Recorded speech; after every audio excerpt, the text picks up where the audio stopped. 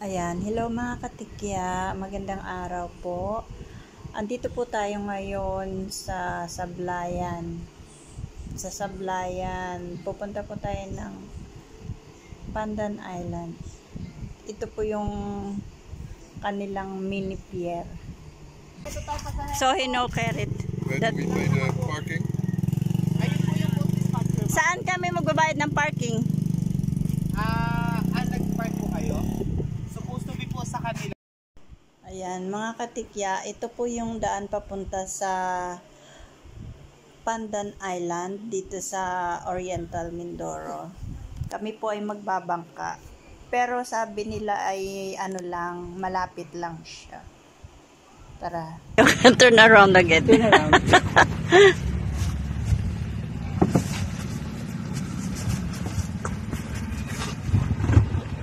Toilet's broken. Sounds like the toilet's broken.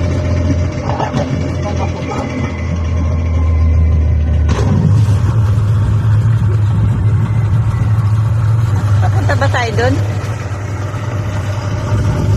This way pala. I thought here.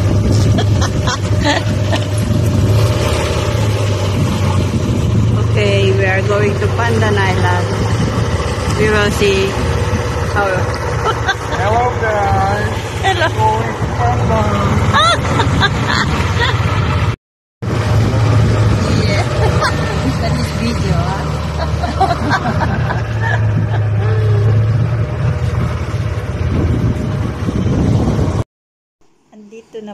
Andito na po tayo sa isla ng Pandan.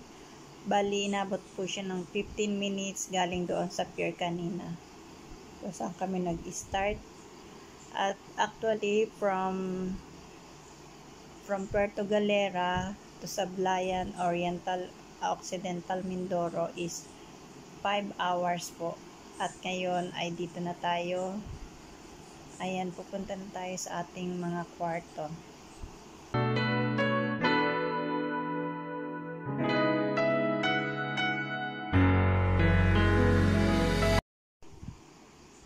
Ay, remind ko lang po pala guys, doon sa travel from Puerto Galera via Abra de Ilog to Sablayan is 5 hours and a half. Pero kapag po mag-start kayo ng Calapan to Sablayan via San Jose naman po yun is almost 7 hours. Ayan, andito na po tayo sa ating kubo. Ayan, tingnan po natin sa loob kung anong mga kaganapan dito. Ayan, ito yung bed. May kulambu pa siya. Bali 2 bed siya. Ayan. May extra. Kung 4 kayo, pwede dyan. Pero since 2 lang kami, isa lang yung magagamit naming bed.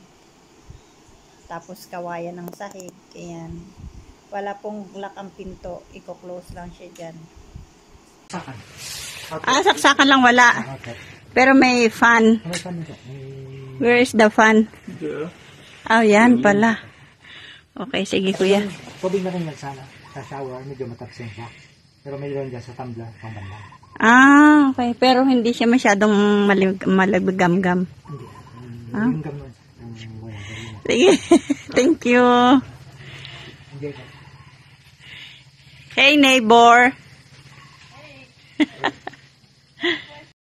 Ayan, ito po yung ating way papuntang Sablayan from Calapan. Ayan, dito na po tayo mga katikya. Thank you for watching po. See you on my next vlog. Bye.